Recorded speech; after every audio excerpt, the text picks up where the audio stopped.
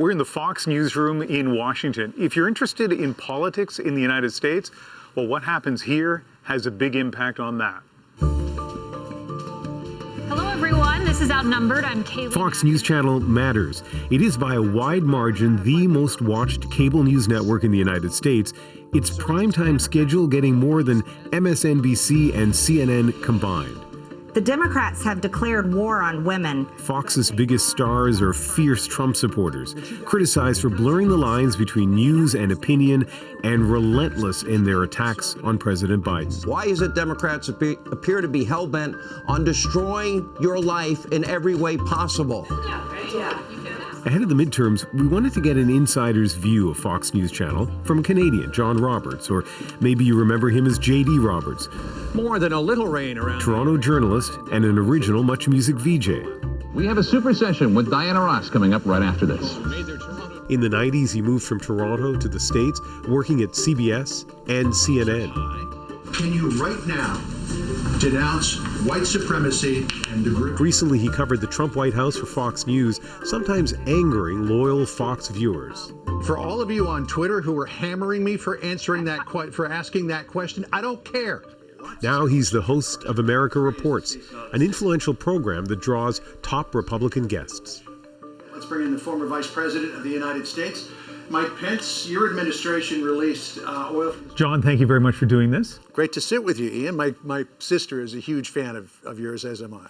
I mean, if anyone has a sense of what it's like to cover the news, to do this business from different perspectives for different employers, it's you, and you do it through Canadian eyes. What has that journey taught you about this business? It's taught me that there's really kind of two sides to the news, because whether it was at CBS or CNN, there tended to always be a leftward tilt to the news. And then here at Fox, it's a center-right perspective on the news, but not ignoring voices on the left. Okay, so let's talk a little bit about Fox, and hugely rated, especially in prime time. You described it as center-right.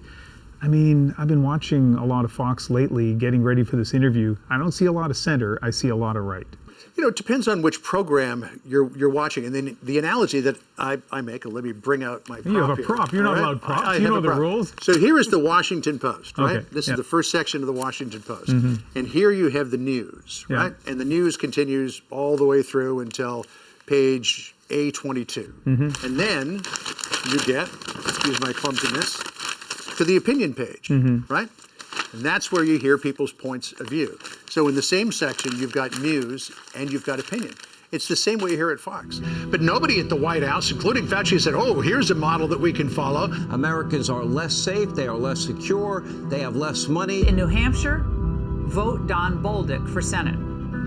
There are people who look at Fox and see it as a single entity, not as opinion and as news, and they see it, you know, as a really damaging entity in the United States when it comes to politics. Does that bother you at all? It depends on your politics, right? You know, again, in my mind, the things are totally separate. They're on the same channel, but they are different animals. There's no question about that. But if you watch MSNBC, if you watch CNN, you're going to see things, if you are a conservative, that you can't stand watching. Whether or not something is palatable, I think, really depends on the space that you are coming from. Whether it's Fox or CNN or MSNBC, I mean, as a Canadian, when I watch it from afar, I see the divisions. CNN. The divisions here in this country are huge. Yeah, and for someone like you, been in this country for a long time, but you grew up a Canadian, you have roots, connections still to Canada. How do you feel about this divide in the United States? It's troubling. It really is. When I first came down here, I always was intrigued by the United States because it seemed to be the great land of opportunity. It was also a place where, well, there was political rancor in some places.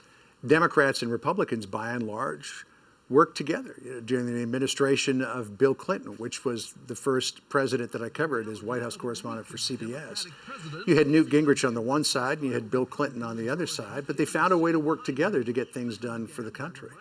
Now politics in Washington, it's been this way for a long time, is a zero-sum game where you can't win something unless somebody else loses. And I think that's a troubling direction for the country to go in. But aren't the cable news channels, and I'll expand it beyond Fox, but aren't they responsible for this to an extent by kind of stoking outrage and division? If they're not responsible for it, they reflect what's going on in the country. And I would think it leans more in that direction. You know, if you're on the left side of things in broadcasting, and MSNBC has tilted way to the left because it knows that's where the money is. And arguably that's what Fox did, right? Yeah. In terms of the right. When Roger Ailes created Fox News, he knew that there was an entire untapped market in this country that was not being served by cable news. And so he created Fox with that center-right perspective. In the same way, MSNBC, which was a completely straight news operation for a long time under the auspices of NBC, decided, you know what? Fox is being so damn successful doing what they're doing. We're going to do the same thing, but for a different audience. So now you have this polarization as well in cable news. I think it's more reflective of what's going on in society than it is fueling what's going on in society. People could have a different opinion about that, but I really think that's where we are. You were with the CBS network. You were at one time described as a potential heir apparent to Dan Rather. The network of Walter Cronkite. What do you think Walter Cronkite would think of the state of TV news right now? I don't think he'd like it very much. And that's the way it is, Friday, July 1st. Because Walter Cronkite came from that well of purity, if you will, in the news. But at the same time, I think that Cronkite's perspective was skewed to the left as well.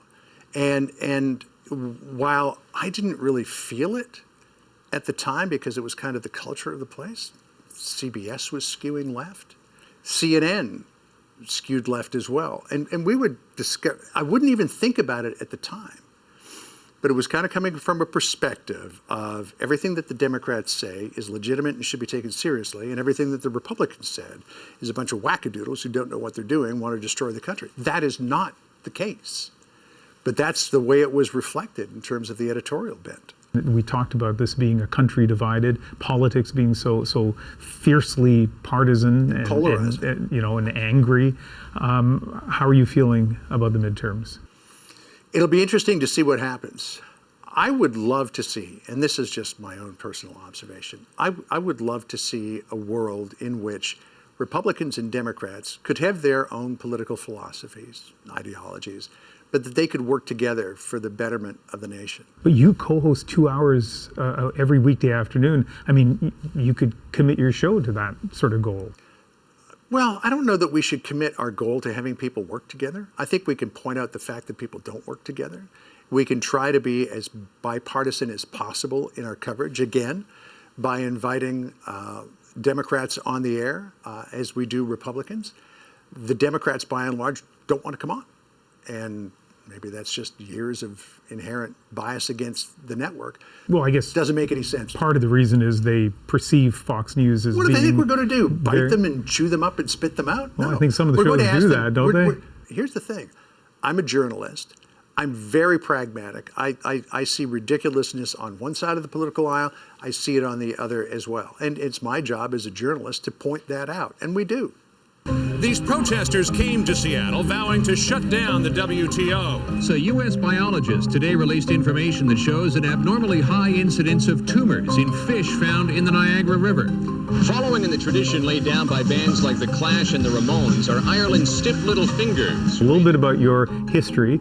If I was to walk around the newsroom and mention the name J.D. Roberts, would anybody know? No. Maybe one or two people might have heard about it, but if you mentioned it next door at the Canadian Embassy, there might be a few people who remember it. I mean, those are great times. Yeah, I certainly remember it. MuchMusic was a phenomenon in Canada, and so what was that experience like for you?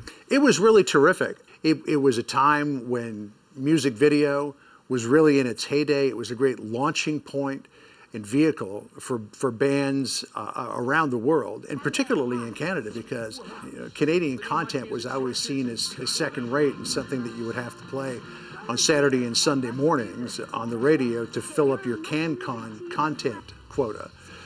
But by launching MuchMusic, we brought out a bunch of bands that nobody had ever heard of before and helped to generate a very vibrant music scene in Canada. interesting to see you light up as you talk about Much and It was about all fun. those bands. Yeah. Ian, it was so much fun. We created something out of whole cloth. Well, you know, MTV really was the pioneer in that space, but we had created something that predated MTV with the new music and just sort of expanded on it for MuchMusic. We're all set here in the studio. Let's make sure that you are. And it was so satisfying for all of us who worked there to say, we created something out of nothing and did it for $1.98, because that really was our budget. And it became such a huge cultural phenomenon in Canada. All right, John. Really nice meeting you. Really nice talking to you. Good to meet you as well. And now I'm a rock star in my sister's eyes for having sat down with you.